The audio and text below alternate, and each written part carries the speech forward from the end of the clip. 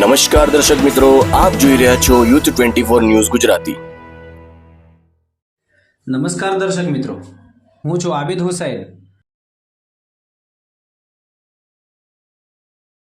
આજ રોજ 20 માર્ચ વિશ્વ ચકલી દિવસના ભાગરૂપે ડભોઈમાં શ્રી મહાકાલ ભૈરવ અખાડા સંઘ તથા જય નિર્મળદીપ પરિવાર દ્વારા પક્ષીઘર તથા પક્ષીઓને પીવા માટે પાણીના કુંડાનું વિતરણ નિઃશુલ્ક કરવામાં આવ્યું।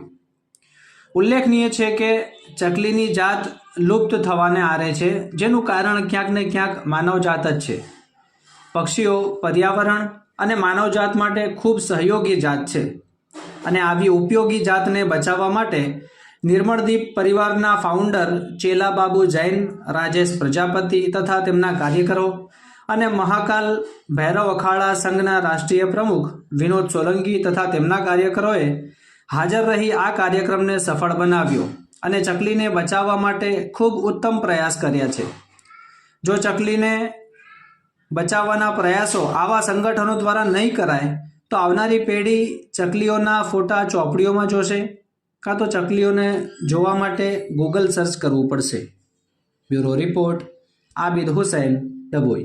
आज पक्षी डे है 20 मार्च और जय निर्मलदीप फाउंडेशन और श्री महाकाल भैरव अखाड़ा संघ के माध्यम से आज सभी माता बहनों को हमने पक्षी घर और पानी पीने का कुंडा वितरण किया है।